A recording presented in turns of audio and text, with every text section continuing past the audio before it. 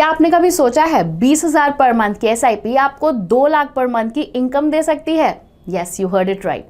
SIP amount का 10 गुना income, ये बिल्कुल पॉसिबल है और प्रैक्टिकल भी। And this is exactly what we'll discuss in this video. Hello and welcome to ET money Hindi. Mutual funds can be a great source for regular income. पैसा जोड़ने के लिए तो आप एसआईपी करते हैं and everyone knows it, but regular income पाने के लिए आपको एसआईपी का ऑपोजिट करना होगा, which is SWP, Systematic Withdrawal Plan. Under SWP, जैसा कि आपने नाम से गेस कर लिया होगा, आप एक सिस्टमैटिक तरीके से मंथली, क्वार्टरली, हाफ ईयरली या एनुअली एक फिक्स्ड अमाउंट निकाल सकते हैं। तो आज के वीडियो में हम समझेंगे SWP कैसे काम करता है and how do you ensure that your money outlives you, यानी आपका पैसा लाइफ टाइम तक खत्म ना हो। इसे समझने के लिए हम यहाँ 3 दोस्तों का एग्जाम्पल लेंगे, श्रीधर, आर्यन और पीयूष। इन तीनों दोस्तों ने 30 की एज से डिफरेंट अमाउंट्स की एसआईपी स्टार्ट की और 60 तक इन्वेस्ट किया और इन्हें अगले 30 साल तक पैसा चाहिए।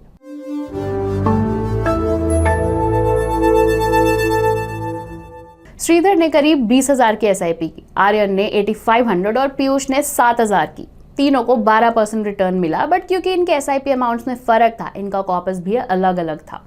श्रीधर का एसआईपी अमाउंट सबसे ज्यादा था, इसलिए उसका कॉपस भी हाईएस्ट था।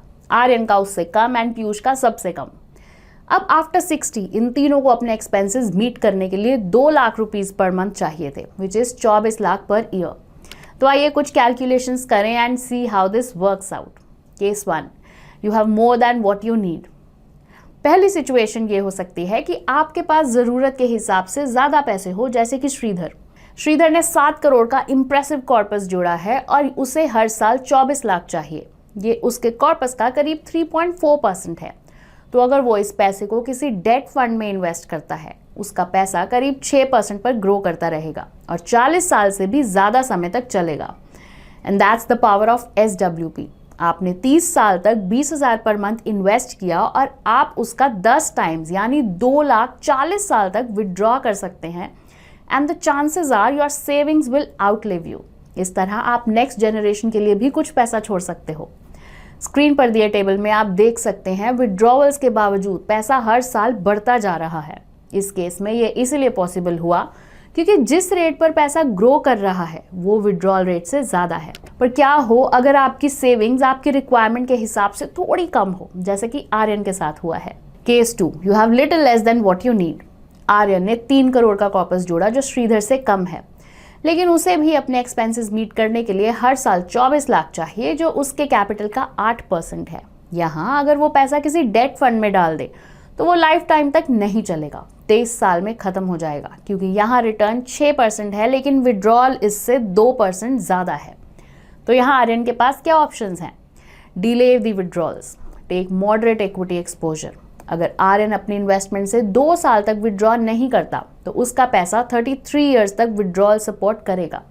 सिमिलरली वो अगर 2 लाख की बजाय इनिशियल ईयर्स में 1 लाख या 75,000 विड्रॉ करता है तो भी उसका पैसा लाइफ टाइम तक चल सकता है। बट अगर वो विड्रॉल्स डिले या कम नहीं कर सकता तो उसे थोड़ा सा इक्विटी एक्सपोजर लेना होगा। वो ऐसा बैलेंस एडवांटेज फंड्स के थ्रू कर सकता है। अब बैलेंस्ड एडवांटेज फंड्स ही क्यों? जब आप इक्विटी में इन्वेस्ट करते हैं तो आपको मार्केट के उतार चढ़ाव के लिए प्रिपेयर्ड रहना पड़ता है।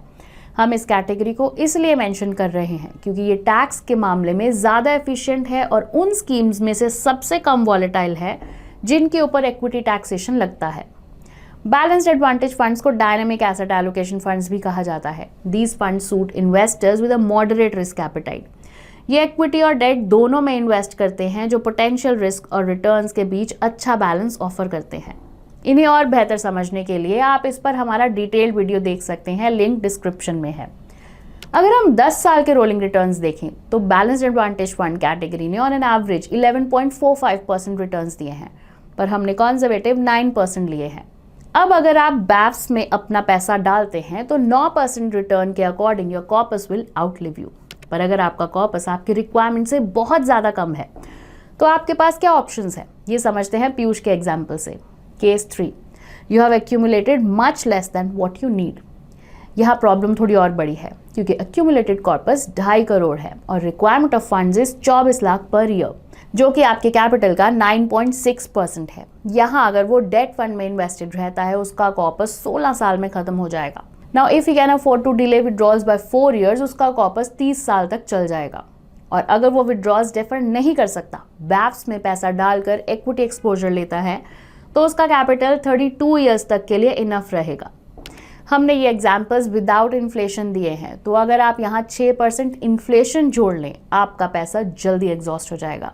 श्रीधर का विड्रॉल अभी 3.4% दिख रहा है, इन्फ्लेशन जोड़ने के बाद इट वुड बी 9.4%। इस तरह आर्यन का 14% हो जाएगा और पीयूष का ओवर 15%। अब इतने हाई रिटर्न्स पॉसिबल नहीं है, इसीलिए it is recommended to have a higher corpus. अगर आपकी कोई और इनकम नहीं है और आप सिर्फ इसी पैसे से अपने एक्सपेंसेस मीट करने की सोच रहे हैं, for practical purposes you must account for inflation as well. तो इन तीनों दोस्तों के एग्जाम्पल्स में what are the key takeaways? ज्यादा कॉर्पस जोड़ना है, ये तो गिवन है, इसके अलावा क्या करना है?